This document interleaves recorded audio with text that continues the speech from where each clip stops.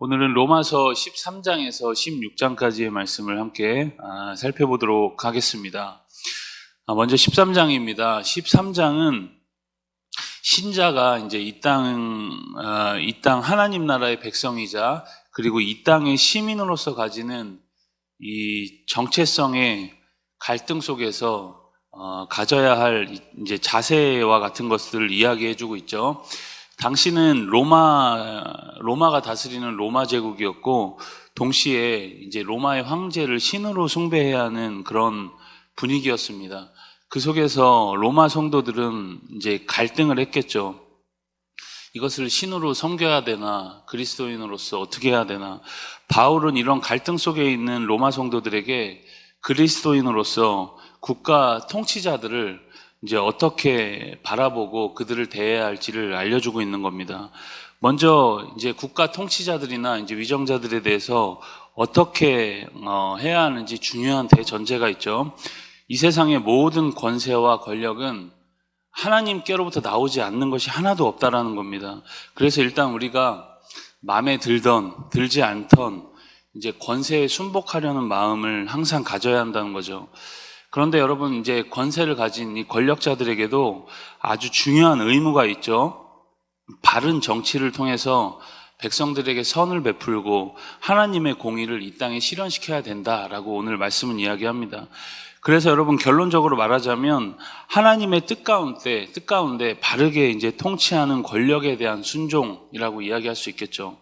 백성들을 억압하고 독재자가 되어서 신앙의 자유와 양심의 자유까지 완전히 말살하는 권력에 우리가 순복할 수는 없겠죠. 13장은 이제 그러한 이야기들, 그리스도인이 이 세상을 살아가면서 권력자들을 어떻게 대해야 되는지 그런 이야기를 하고 있습니다. 우리 14장으로 가시면 이제 로마 교회는 두 가지 문제가 있었습니다. 이제 바로 음식 문제와 그리고 절기를 지키는 그런 문제였던 것이죠. 그런데 바울은 그런 것이 다툼의 원인이 될 수 없고 신앙에 있어서 본질적인 문제는 아니다라고 그렇게 이야기를 합니다. 비본질적인 문제로 인해서 형제를 비판하지 말라, 그런 내용을 다루고 있습니다. 교회 안에는 여러분 여러 부류의 사람들이 있죠. 다 내 맘 같지가 않습니다.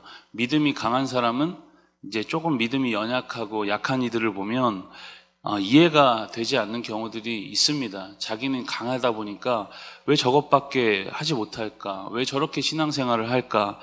이제 그런 마음이 있고, 또 그런 마음들이 비판으로 자꾸 이어지기도 하고 상처를 주는 그런 경우들이 있죠.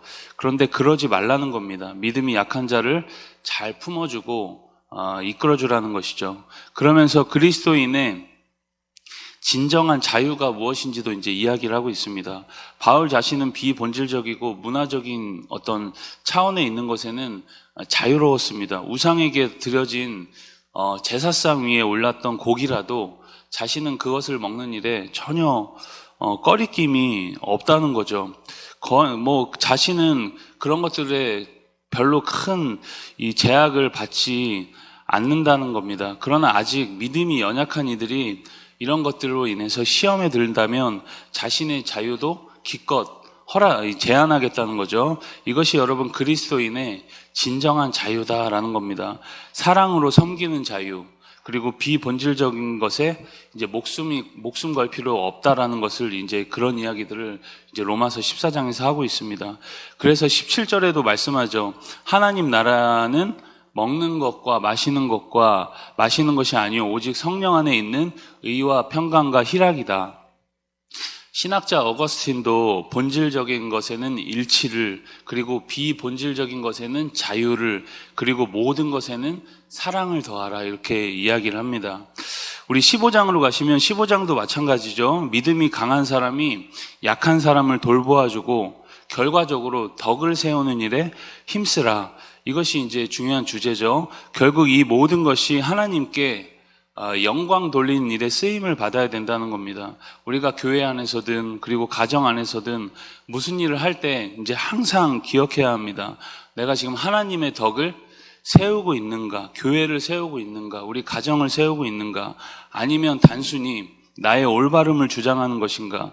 여러분, 무엇이 옳은지 물론 중요합니다. 무슨 일을 할 때 무엇이 옳은지도 정말 중요하지만 결과적으로 교회의 덕이 되지 않는 것은 아름답지 않다는 거죠. 서로 옳고 그름을 주장하다 분열되는 것보다는 비본질적인 것에 있어서는 서로 받으라는 겁니다. 구원에 있어서도 이전에 가졌던 생각을 지금 바꾸라고 이야기를 하는 거죠. 유대인들이 이방인들을 이제는 구원의 동료로 받아들이고 영적 형제로 받으라는 겁니다. 함께 이제 한 목소리로 하나님을 찬양하라는 거죠. 14절로 21절까지는 이 바울의 사도직 근거에 대해서 이야기를 합니다. 자신은 이방의 복음을 전하라고 이제 부름받은 사도다라고 이제 이야기를 하고 있습니다. 바울은 자신이 사도로 부름받은 일을 굉장히 자랑스러워하죠. 후에 이제 로마 방문 계획에 대해서도 이야기를 하고 있습니다.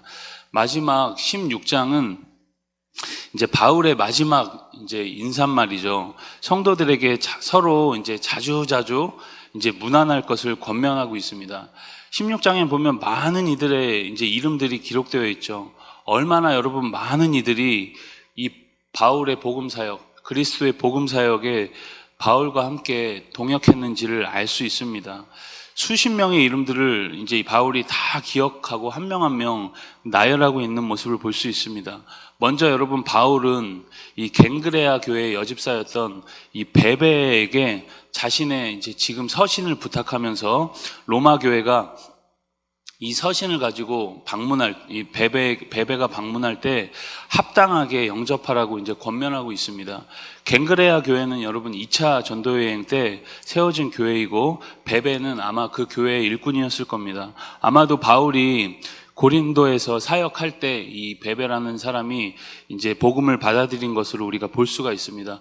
베베가 이 편지를 고린도에서 이 로마로 전달했기 때문에 특별히 로마 성도들에게 이제 그녀를 칭찬하고 있는 것이죠.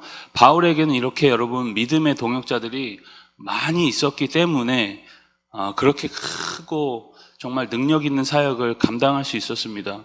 빌립보에서는 루디아가, 그리고 고린도에서는 브리스길라와 아굴라 부부가, 이 외에도 여러분 수많은 이들을 언급하고 있습니다. 동시에 여러분 분쟁을 일으키고 교회를 무너뜨리는 이들에 대해서도 이제 동시에 같이 경계를 하고 있죠. 교회 안에서는 여러분, 교회 안에는 교회를 세우는 사람만 있는 것은 절대 아닙니다. 교회를 이제 무너뜨린 사람이 있다는 것도 우리가 항상 기억을 해야겠죠. 내가 혹시 그런 불의의 도구로 쓰임받고 있는 것은 아닌지, 마음은 그것이 아니지만 혹시 결과적으로 그렇게 쓰임받고 있는 것은 아닌지 우리는 항상 기억하면서 경계를 해야 합니다. 여러분, 우리 삶에 중요한 목표가 있다면 여러 목표가 있겠지만 교회를 세우는 일이죠. 여러분, 교회를 세우는 일은 그리스도의 몸을 세우는 일이고 우리 모두는 여러분 그 일을 위해서 다 부름을 받았습니다. 오늘 우리가 그 사명을 기억하면서 이 일에 아름답게 동참하는 복되고 거룩한 날 다 되시길 주님의 이름으로 축복합니다. 우리 로마서 13장에서 16절까지의 말씀을 경청합니다. 주의 말씀은 내 발의 등이요 내 길의 빛이니이다.